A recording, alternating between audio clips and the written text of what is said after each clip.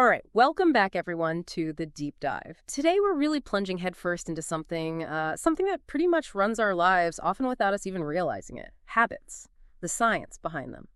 And we're drawing heavily from Charles Duhigg's fantastic book, The Power of Habit, to sort of unpack this. Our goal today really is to give you a shortcut to understanding these ideas so you can apply them, in your life, maybe your business, or just see the world a bit differently. Yeah, and Duhigg, he's a Pulitzer Prize-winning journalist, which I think is important. He brings this incredible research background, but makes it super accessible. The book isn't just dry theory, right? It's packed with real-world examples, solid research. Honestly, it's a must-read, widely praised, 5-star stuff, essential if you're interested in how behavior works or making changes or even business success. Absolutely. And the core idea, the thing that holds it all together, is what Duhigg calls the habit loop. It sounds simple, but it's incredibly powerful. It's this 3-part cycle. Once you get it, you can kind of dissect almost any behavior and potentially rebuild it. So let's maybe jump straight into an example. Michael Phelps comes to mind, his whole pre-race thing. How does that fit this loop idea? Oh, Phelps is a perfect illustration. Yeah. His routine, the oatmeal, the specific movie, the visualization, it maps perfectly onto the loop. Yeah. So the cue, the trigger, it could be anything really. The smell of chlorine, maybe the crowd noise, putting on his goggles, something specific that kicks it off. That cue then triggers the routine, which is that very precise, practiced sequence of actions he goes through. Right, the visualization, the stretching, all that. Exactly. And then comes the crucial part, the reward. For Phelps, it's probably that feeling of confidence, mental readiness, knowing he's primed for peak performance, that good feeling, that reward, makes his brain latch onto that routine. It reinforces it, makes him almost crave doing it next time the cue appears. So it's really not just about having more willpower than the next person. It's this ingrained neurological thing. That's what Duhigg argues, yeah. It's much more intricate than just grit. It's this automated loop. And like you said, it's not just for Olympians, it's everywhere.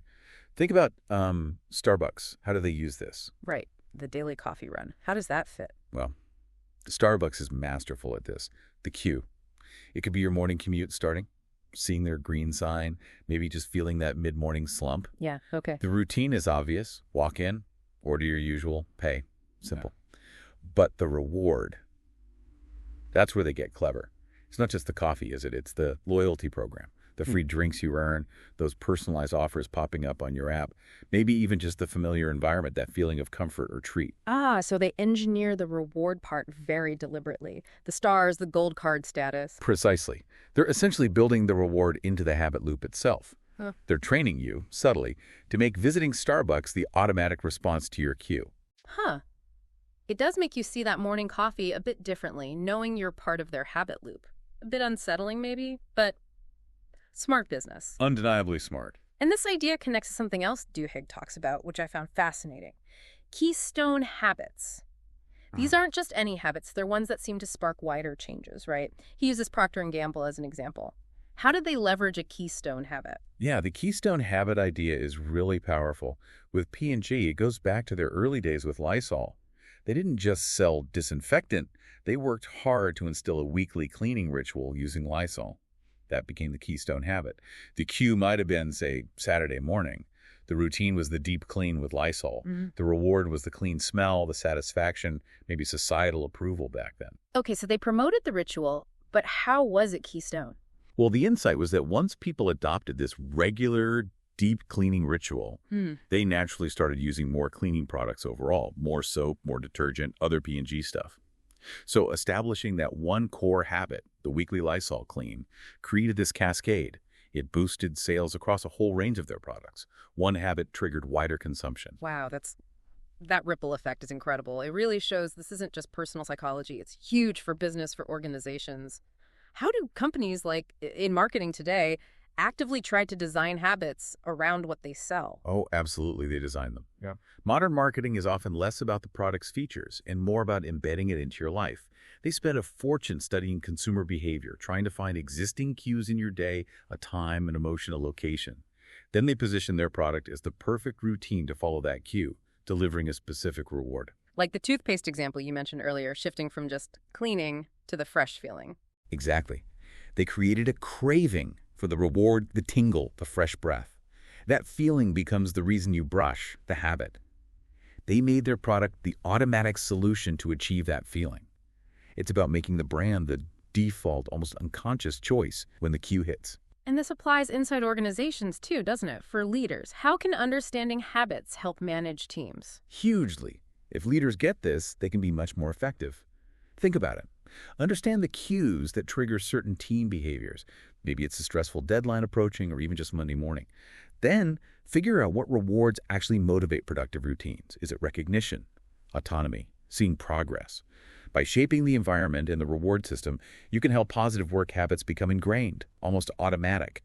It's about designing systems for success, not just issuing commands. That makes a lot of sense. Designing the system, not just pushing people, and taking it even broader. Can this understanding help with, like, big societal issues, social change? Duhigg argues yes, definitely. And there are examples. If you can identify the collective habit loops, the cues, routines, rewards that underpin widespread behaviors, maybe related to health or the environment or education, you can design interventions that work with those loops, not just against them. Instead of just saying, do this, you help people swap out a routine, find a new reward, essentially building new positive societal habits that can actually stick, making change sustainable. Okay, this is where it gets really personal and powerful. The case studies, Duhigg himself, right? He calls himself a habit addict. How did he apply this stuff to his own life? Yeah, it's quite a compelling part of the book. He's very open about his own struggles, like with mindless eating or procrastination. He basically turned his journalistic skills inward. He systematically tracked his own behavior. He identified the specific cues, maybe boredom, stress, a certain time of day. He pinpointed the routine, grabbing a cookie, browsing the web. And crucially, he figured out the reward he was really seeking. Was it the sugar or was it distraction? A mental break, social connection. Ah, so understanding the craving behind the reward. Exactly. Once he understood the craving, he could experiment with replacing the routine. So if the craving was for distraction instead of the cookie, the old routine, he might try chatting with a colleague for a few minutes, the new routine. Same cue, same reward, distraction break, different routine. And it worked for him. That's really practical. And then there's that incredible story about the LAPD, a huge organization facing massive challenges. How did a keystone habit help turn things around there? The LAPD story under Chief Bratton is a classic example of organizational change through keystone habits. Bratton identified that a lack of accountability and data-driven decision-making was a core problem. Commanders kind of operated in their own zones, so he introduced CompStat, weekly, high-pressure meetings. That meeting became the cue. Okay, the meeting is the cue. What was the routine? The routine forced commanders to meticulously track crime stats in their areas, analyze them, identify patterns, explain what they were doing about it, and be held accountable publicly in that meeting. It forced data analysis, strategic thinking, collaboration, a whole new way of operating. And the reward, beyond just keeping your job, I guess. Well, yeah, there was pressure, but the reward became seeing tangible results. Crime rates actually started dropping significantly. Plus, there was recognition for commanders who performed well, a sense of competence, control, making a real difference. That one keystone habit, data accountability via CompStat, cascaded through the whole department. It changed how police work was done, improved community relations eventually, and led to major crime reductions. That's just amazing. A single structured habit changing a whole city's safety. And we see this commercially too, like the explosion of the fitness industry. It's not just gyms anymore. It's apps, classes, wearables. It feels very habit-focused. Totally. The fitness industry lives on habit formation. Their entire business model relies on getting you to form and maintain habits. Think about it.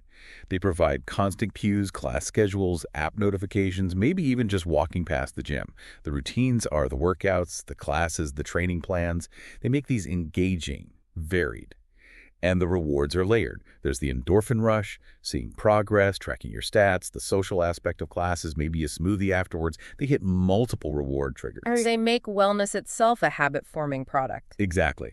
They've mastered turning exercise and healthy eating into routines reinforced by compelling rewards. Okay, so for everyone listening thinking, right, I get the theory, but how do I actually change habit I don't like or build one I want?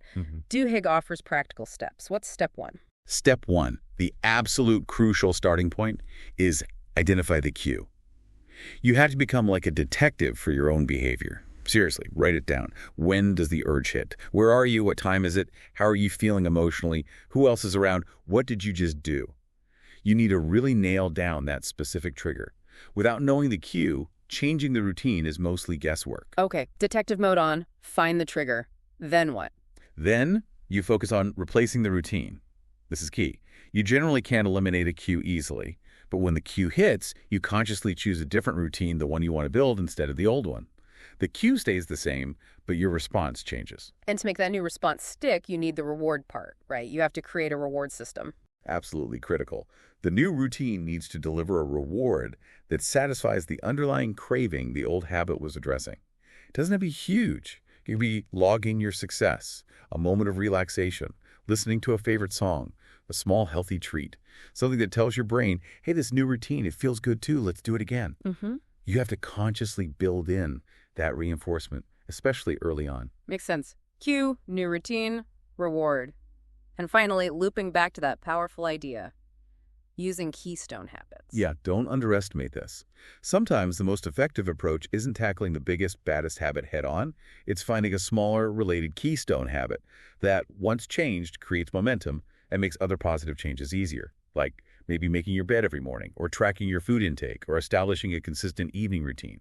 These can ripple outwards, improving discipline, self-awareness, and making it easier to tackle other habits later.